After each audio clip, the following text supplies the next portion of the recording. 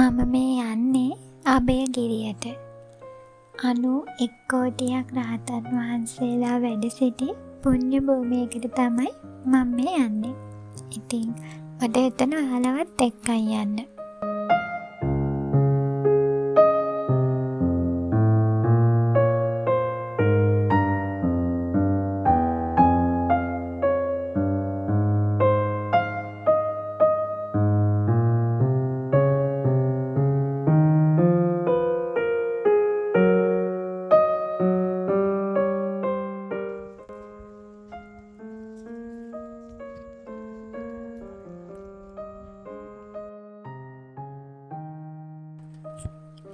වැලි මළුව ගොඩාක් රත් වෙලා අවසර වැඩිනේ.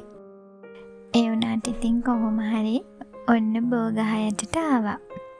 මෙතනට ආවම තමයි සිසිලසක් දැනෙන්නේ.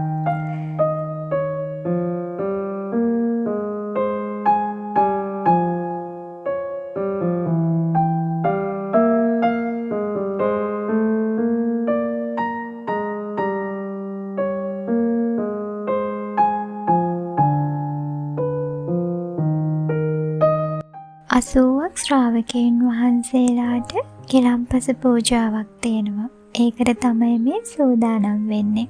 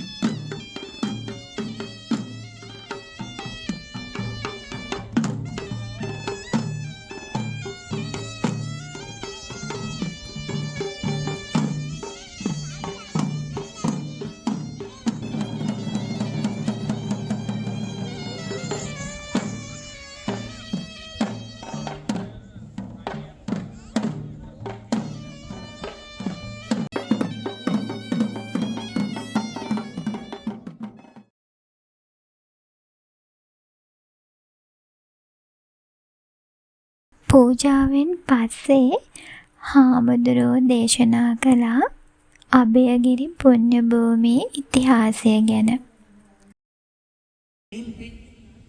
يعني කිසිම තඩාගයක්වත් ඒ තරමට ලොකෝට හදලා නැහැ. අපි 2021 ඉරා හදාලා.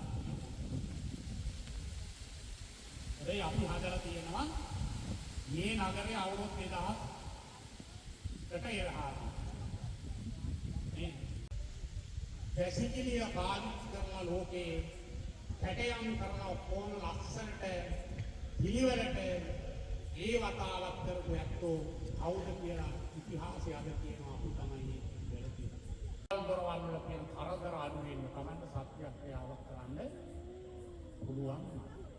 මේ ඒ වගේම බුදුරජාණන් වහන්සේ ජාලි මතක් කරනවා ඔබ නරක දෙයින් අත්මිදෙන්න හොඳ දේ ඔබ ඉතාම හොඳින් වර්ධනය කරගන්න සතිය පරිණෝම ලබනවා.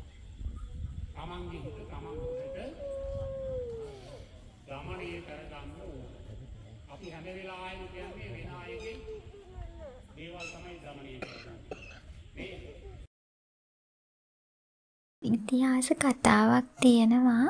ඉස්සර ගැමි මිනිස්සුන්ට මිරිස් එහෙම වේලන්න බැරිලු. ඒ කියන්නේ අවුවක් වැටෙන්නේ නැතිලු. මොකද රහතන් වහන්සේලා උඩින් වඩින නිසා. ඒ තරම් වටින 91 කෝටියක් රහතන් වහන්සේලා වැඩ සිටි පුණ්‍ය භූමියක් තමයි මේ තැන.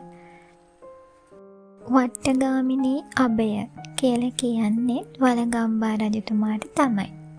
වළගම්බා රජතුමා තමයි අභයගිරිය නිර්මාණය කරලා තියෙන්නේ. ඊට පස්සේ ආපු රජතුමන්ලගේ එකතු කිරීම තියෙනවා. මුලින්ම මේ චෛත්‍යය නිර්මාණය කරලා තියෙන්නේ වළගම්බා රජතුමා විසින්. බුදුහාමුදුරුවන්ගේ නිර්මාණය කරපු සිරිපතුල් දෙකක් උඩ රනින් ගවයෙක් හදලා ඒ ගවයගේ කුස පළලා කුස ඇතුළට අපේ ගෞතම බුදුහාමුදුරුවන් දානය වළඳපු පාත්‍ර ධාතුව තැන්පත් කරලා තමයි මේ චෛත්‍යය හදලා තියෙන්නේ. අභයගිරිය කියන නම හැදිලා තියෙන්නේ මං ඉස්සෙල්ලත් කිව්වන ඔයාලට වළගම්බා රජතුමාට කියන තවත් නමක් තමයි වට්ටගාමිනී අභය කියලා කියන්නේ. අන්නේ වට්ටගාමිනී අභය කියන නමෙන් අභය කියන කෑල්ලයි ඒ කාලේ මෙතන ඉඳලා තියෙනවා ගිරි නිගණ්ඨය කියලා. ඒ ගිරි නිගණ්ඨයාගේ ගිරි කියන කෑල්ලයි එකතු කරලා තමයි අභයගිරිය කියන නම හැදිලා තියෙන්නේ.